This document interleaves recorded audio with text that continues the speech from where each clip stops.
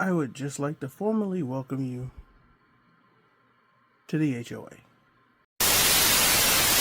We interrupt our program to bring you this important message.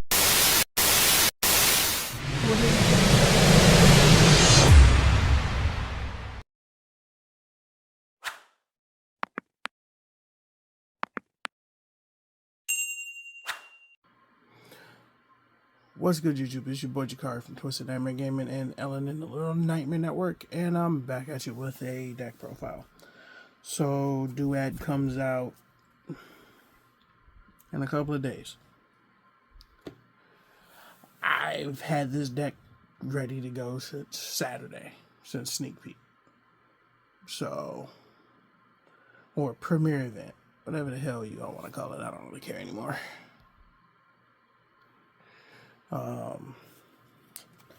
It's a 60 card build. There will be others. Let's go ahead and get started. I do have it broken up into sections. For the Morganite section of this deck,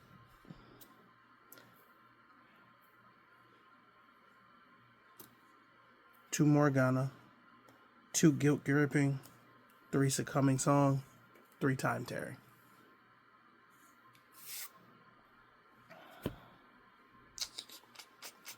And that is far too bright. It's bright either way. So somebody's going to complain that it's too bright, that there's a glare. Sorry. Really don't have much choice in that matter. It's either going to be too bright, it's either going to be a glare, or it's going to be too dark. Either way, somebody's going to complain. So, if you don't know what the Morganites do, they all have the same active restriction. For the rest of the duel, you cannot activate monsters' effects in the hand. Guilt Gripping gives you the ability to normal summon monsters that are level 5 or higher without tribute. You also don't have to pay life points for spells and traps. You can also banish this, the Guilt Gripping. You banish the card from the grave. Reveal a Morganite spell, put that to the bottom of the deck, draw a card. Succumbing Song banishes itself to add any card that mentions Morganite in its text to your hand, meaning it can source Morgana, Time Tearing, or Guilt Gripping. Time Tearing is you can banish this card from your hand. My fault. You can banish this card from your graveyard, discard another copy of itself, and your opponent can't activate monsters' effects when you normal summon this turn. And then Morgana, the on summon effect is when it's normal or special, you can add any one of these to your hand. If you have a combination of any three of these with different names between your graveyard and banish, the activated effect also is it makes all your opponent's monsters 0 attack. So, in all truth, if you wanted to max out on this, you could. I chose to only play 2 because you want to max out on the Succumbing Song, because it gets a lot of your plays going. And my fault, I forgot to mention the other effects of these two. With Succumbing Song active, each of your monsters gain 2 attacks on monsters during each battle phase. Your monsters also inflict double battle damage. And then Time Tearing gives you 2 normal summons per turn. And you get to draw a second card during each of your draw phases.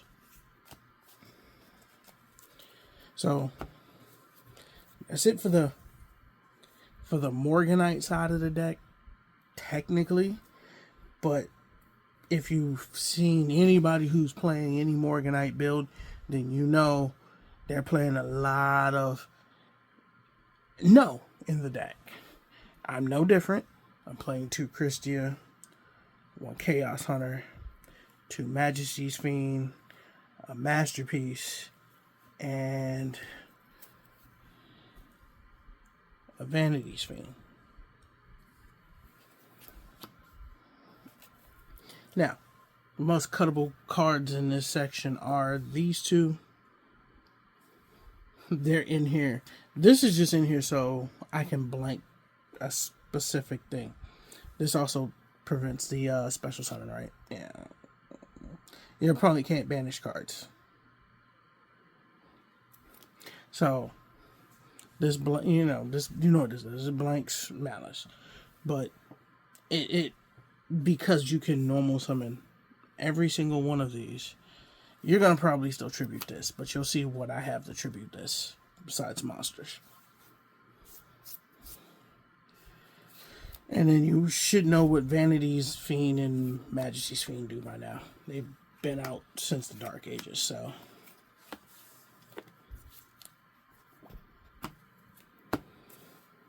Alright.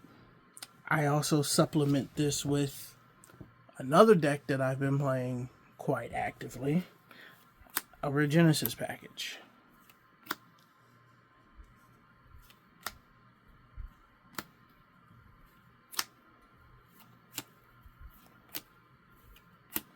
So, in all truth, the Regenesis package can 100% be cut. I'm only playing it because if I have nothing else, I can still put up a board with Regenesis. Worst comes to worst. But if you wanted to keep a small Regenesis package, truth be told, I'm not playing Sage, not playing Lord, and you're probably only playing 1 Archfiend, 1 Dragon, 1 Warrior, Birth, and truthfully, Birth you can cut these for Birth, or you can play 2 Birth and 1 Code. Again, this is in here so that I have added active targets for this. But the minute that you've done every one of these 2 actively become dead. And the Book of Moon effect of this becomes dead.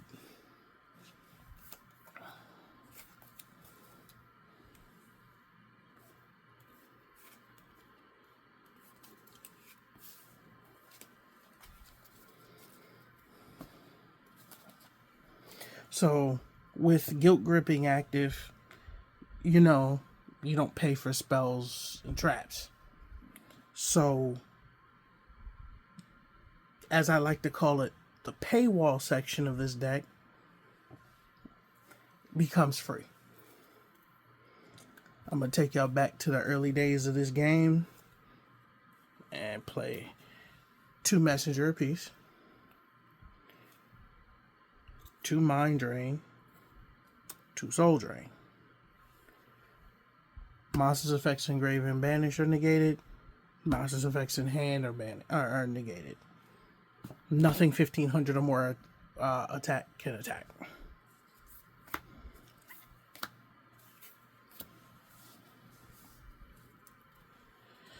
And then, the most common thing to be played in here is the Solemn package. The entire good Solemn package. So 3, 3, and 3. 3 Judgment, 3 Strike, 3 Warning. They become free.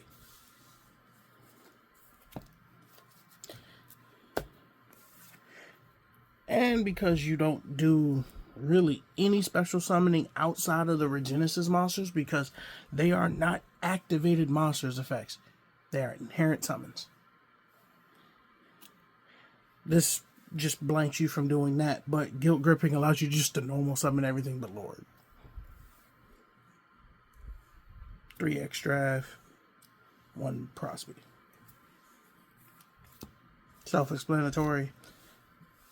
Yes, in all actuality, this deck gets hurt less by Droll than you think. truth be told, I don't care if they draw me. One call by, one cross out, and then my cross out targets. I'm gonna be honest with you. In testing, I have drawn these bastards more times than I would want. There have been games where I have drawn this with 2 of these, this with 1 of these, or hell, I've drawn all 3 of them. Mind you, I play them at 1 in a 60 card deck. So you figure out the odds in a 60 card deck of pulling all 3 of the 1-ofs for hand traps. And get back to me. 1 Harpy's Feather Duster, 1 Spell Card Soul Exchange, 1 Monarch's Erupt, 1 Triple Tactics Talents, and that's it for the 1-ofs, and then the last 2 cards are 2 copies of Super Poly. So if you were to cut stuff in this deck to want to knock it down, you cut the Regenesis package, that's 9, realistically. If you cut it all the way out, it's 9. You could just cut it down to Dragon and Warrior, honestly, and that would really just blank your opponent. And you just do it on you just normal summon them and just go about your day. If you cut this, that's 13 cards. You're now down to 47. This is only in here because you can do it on your opponent's turn after they've done, if they haven't already done their full Mitsurugi bullshit, because that's the deck I've played against the most with this deck, is against Mitsurugi. Tributing off 2 Mitsurugi monsters to summon a Christia is absolutely hilarious.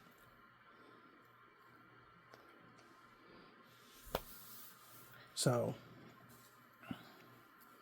and then, call by is call by. That's self-explanatory at this point in the game. That is it for the main deck.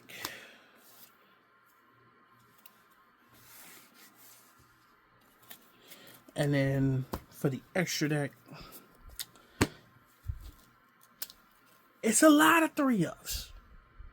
In fact, out of 15 cards, 12 are 3-ofs.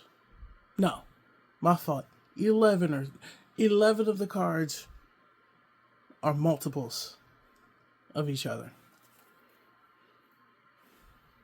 3 Garua, 3 Mud Dragon, 1 Triff, 2 Starving Venom,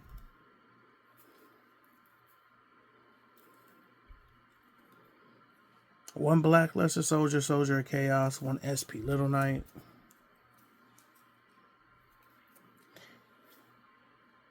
3 Chaos Angel, 1 Whole Harbinger. I truthfully don't care about my extra deck. Running theme is, as long as you have Super Poly targets, you're usually good. I have 9 Super Poly targets for 2 copies of Super Poly. I think we're okay. I have Prospeed. I have Extract and Prospeed pretty much the entire extra deck away. Again, you're not really caring about this extra deck. The Chaos Angels are in here because you can legitimately go into Chaos Angel. And also, if you wanted to take out certain things, throw Skill Drain in here. It helps. I took the Skill Drain out for, I think, another Soul Drain. I was also trying the Monarch's Erupt, but I wasn't tribute summoning enough to justify it. So,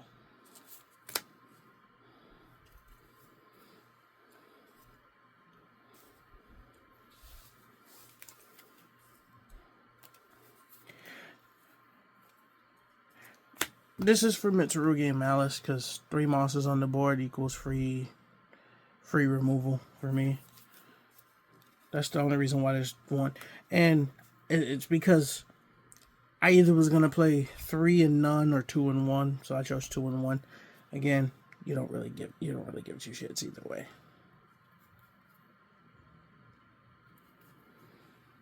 You really don't. As long as once you look at your extra deck after and what you see, as long as you have it banished all of these off of an activation of prosperity and extrav or 2 extravs, as long as you still see at least, you have at least 2 of these, you're fine.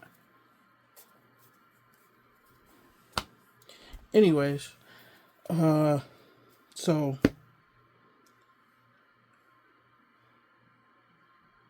over the next few weeks, during this month-long format, where, people are going to complain. People are going to complain about a lot of people playing this because take the Regenesis out of this deck. This deck is cheap. It is incredibly cheap. I can tell you right now, you can get away building this deck in practically any rarity minus playing the highest rarity for under $15.